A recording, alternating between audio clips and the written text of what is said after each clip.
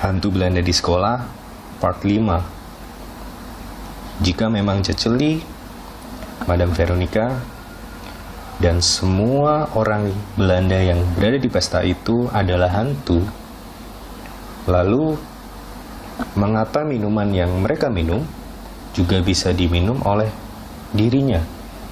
Pikir Erva. Apakah dirinya juga termasuk hantu?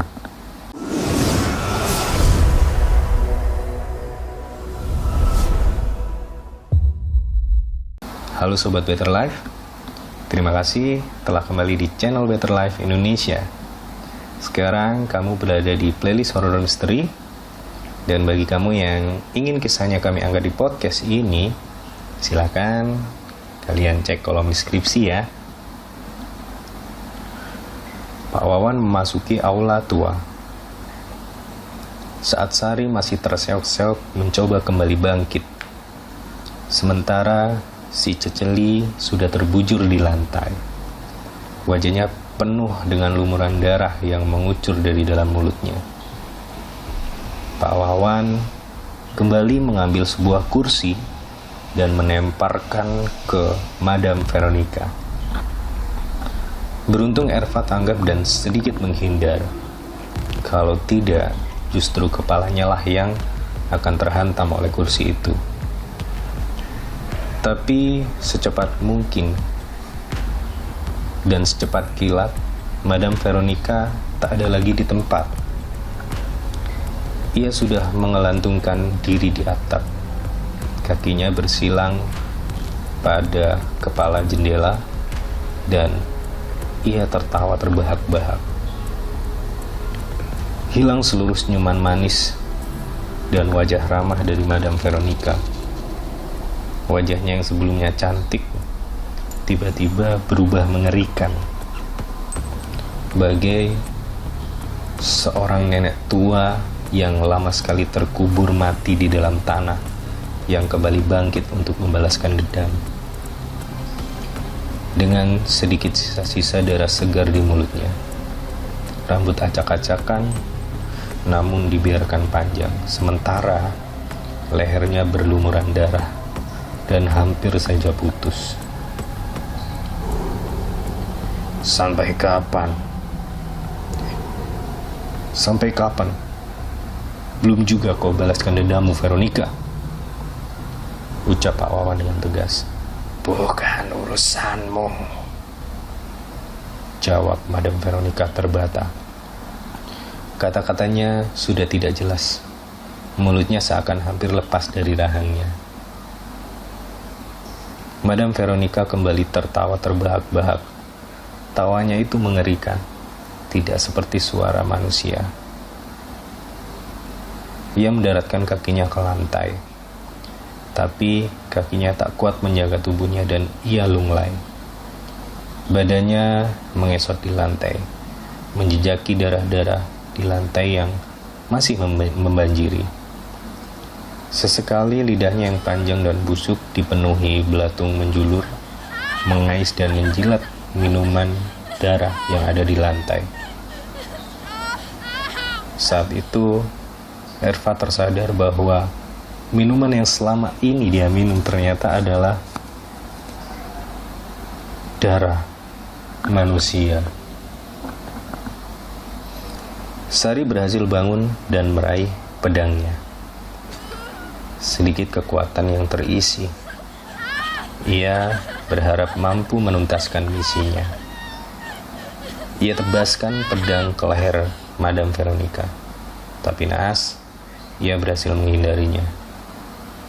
Namun, Madam Veronica dengan cepat menjulurkan lidahnya, semakin panjang dan semakin panjang lagi, hingga menyabuki tubuh Sari. Sari kembali tak bisa bernafas. Ia terperangkap dalam belutan lidah Madam Veronica.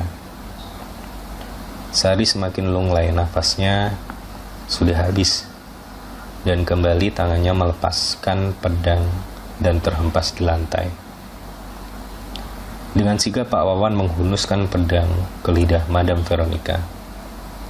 Lidah panjang itu pun putus, menggelepar di lantai bagaikan ular kehilangan kepalanya. Darah mengucur tak ada habis-habisnya dari lidah busuk itu. Madam Veronica berteriak kesakitan. Kemudian ia melompat, menghantam tubuh Pak Wawan, dan Pak Wawan pun tak kuasa menahan serangan itu. Ia terhempas di dinding sangat keras hingga menimbulkan retakan pada dinding. Tubuh Pak Wawan lemas. Perlahan ia tersungkur di lantai.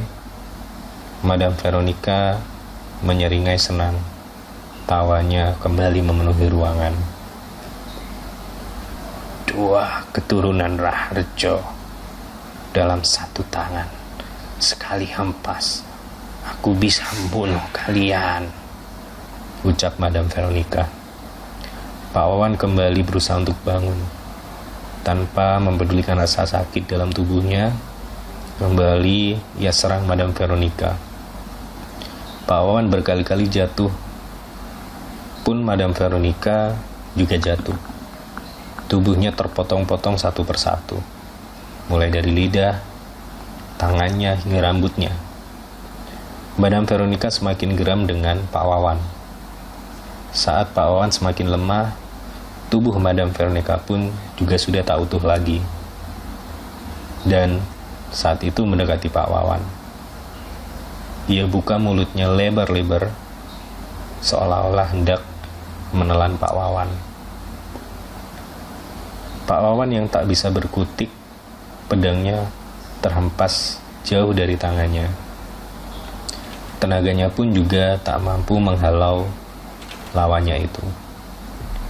Semakin mengeringan, Madam Veronica membuka mulutnya dan semakin lebar, menghirup aura Pak Wawan, dan semakin siap menelannya hidup-hidup. Ulah Madam Veronica tiba-tiba terhenti. Dari dadanya mengucur darah berwarna hitam, penuh belatung dan menjijikan. Madam Veronica terdiam. Perlahan ia melihat ke arah dadanya. Sebuah cudrik menancap tepat di jantungnya, sehingga Pak Wawan menendang tubuh hantu itu. Tubuhnya pun busuk dan tergeletak di atas lantai.